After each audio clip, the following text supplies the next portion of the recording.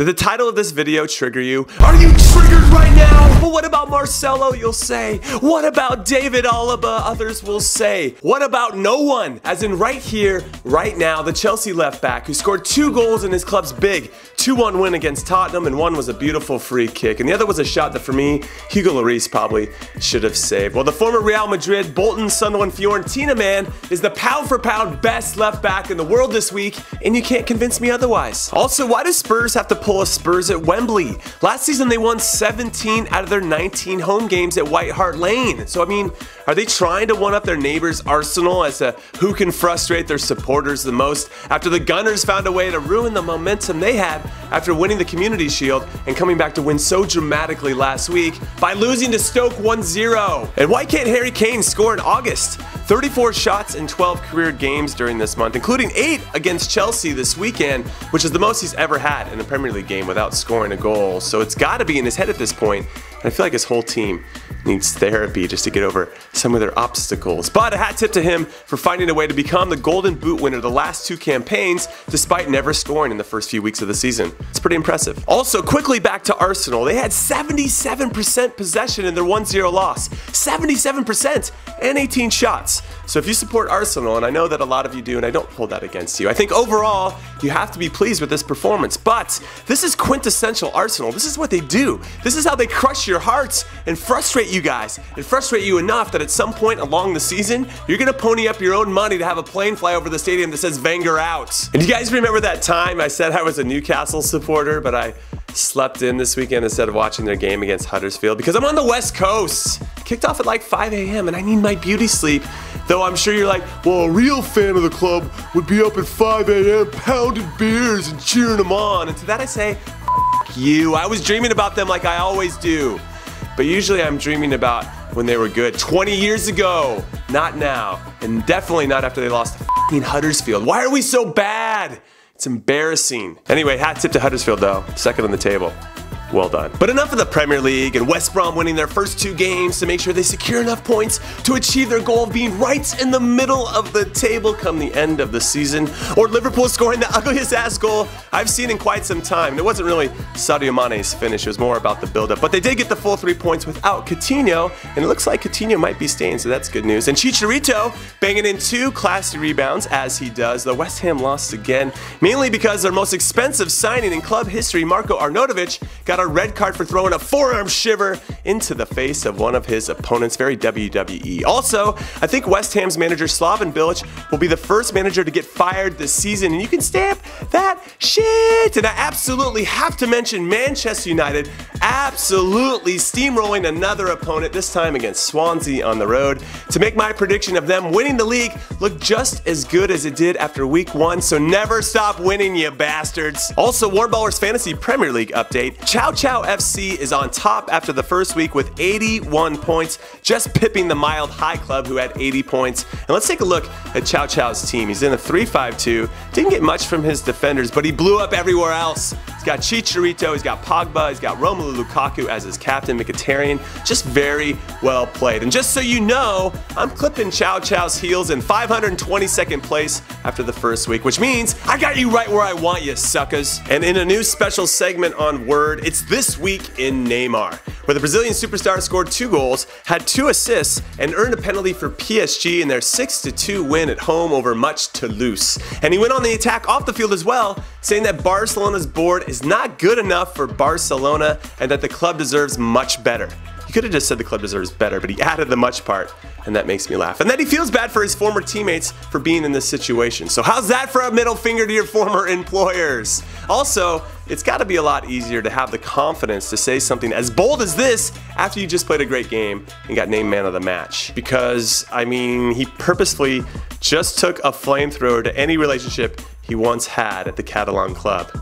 So there's that. Anyway, this was This Week in Neymar. And speaking of Barcelona, they won 2-0 in a very professional performance. Real Madrid won 3-0 despite Sergio Ramos getting one of his patented red cards. And the 2-horse race has begun in La Liga because the third best team, in my humble opinion, Atletico Madrid, had to come back from 2 goals down and a man down after Antoine Griezmann pulled a Ronaldo minus pushing the ref and got his second yellow for diving to earn the club an emotional 2-2 draw, which is one of those games where it feels like a win because it probably should have been a loss. But still, if Atleti's dropping points to teams they should beat, like recently promoted Girona this weekend, it's going to be a long season. Now in Italy, I mean, AC Milan and all their new signings look great in their 3-0 win on the road versus Crotone. Inter Milan looked great as well in their 3-0 home win versus Fiorentina, though Mauro Icardi's penalty to start the scoring off, I don't think it should have been called. I think he dove, but he and Ivan Perisic, along with everyone else that was wearing black and blue, played very well. And then Napoli ran over hell yes Verona in Verona 3-1. Roma beat Atalanta 1-0 on the road, which is a great result, but they didn't play great. Though I think that's a sign of a good team when you win when you shouldn't, and when you win when you should. Right? I'm looking at you, Arsenal. That's who I'm looking at right there. And Juventus beat up on Cagliari, where all three of Juve's strikers, Mario Mandzukic, Paulo Dybala, and Gonzalo Higuain scored a goal. And Gigi Buffon saved the penalty, which is like the perfect Juve performance. Also, a hat tip to Spal for earning a tough 0-0 draw against reigning Italian Super Cup winners Lazio on the road in Rome, because Spal is my pick to stay up out of the three teams that just got promoted. And I'm really proud of myself. Now in Germany, our American Lord and Savior Christian Pulisic scored just like I said that he would in Dortmund's 3-0 win on the road versus Wolfsburg. And that's all you need to remember about what I said from Friday, and not the part where I predicted that Dortmund would earn a 1-1 draw, because I didn't anticipate that Wolfsburg was going to be that bad.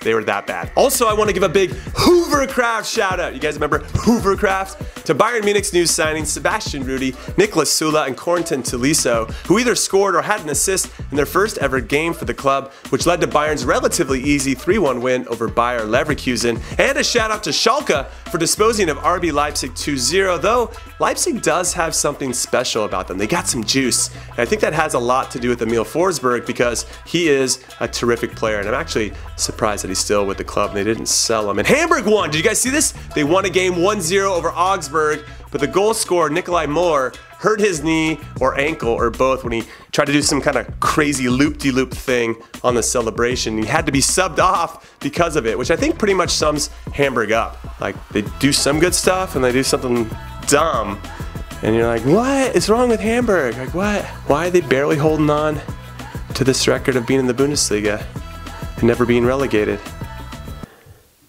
And did you see or hear about the Lyon-Bordeaux game? You know, the one where Lyon midfielder Nabil Fekir scored from half field, which I'm pretty sure you saw on social media over the last few days at some point, and where Lyon scored two other beautiful goals at home, only to give up their 3-1 lead with two Bordeaux goals in the last 5 minutes to tie 3-3, which must be incredibly heartbreaking. I'll put all these highlights and the rest of the games that I've talked about in the description so you can look at those. Also, keep an eye on Bordeaux's Malcolm. The 20-year-old Brazilian is a good player, and I doubt he'll be at Bordeaux for very long if he keeps playing like he did against Lyon. And do you remember on Friday when I talked about the other Lisbon derby between Benfica and Belenenses, and how all I really wanted was for Belenenses to score since they hadn't scored against Benfica in their last 7 games? Well, they lost 5-0. Because they suck. Or how I said that Cardiff would beat Wolverhampton. You like how I gave it the Volver?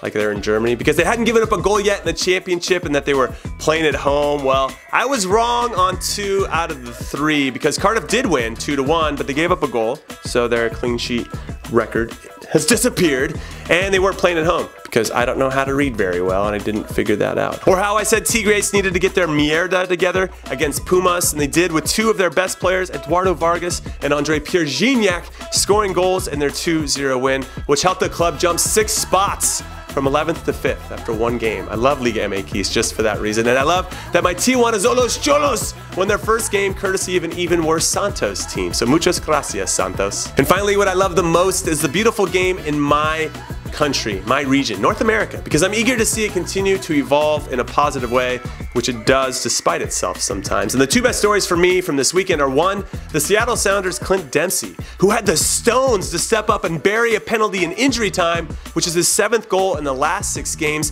to help his club come from behind against Minnesota United and get the full 3 points as the Sounders continue their hot streak, which now has them tied on top of the Western Conference on 40 points with my beloved Sporting Kansas City Wizards, who did the business 2-0 at home against FC Dallas. And 2, it's the impact of Montreal Montreal's Ignacio Piatti, who, after stating publicly that the club has made no effort in trying to re-sign him ahead of his contract ending at the end of this season, he went out and scored a brace. Like, no big deal. It's fine. I can handle the pressure. I'll just score another brace, which is his second brace in a row to help his club beat Salt Lake 3-1, which gives him 6 goals in his last 4 games, which are all Montreal wins, and now puts them in the playoff hunt. So in short, Montreal, pay this man anything that he wants, and then double it for the back pain he's been experiencing for carrying this team on his back for the last few years. All right, that's it. That is all I got. So come back all week for tons of fun. Tomorrow I'm going to do an unboxing of all my stuff that's been in storage for the last 10 or 15 years. I'll tell stories about the jerseys I traded with players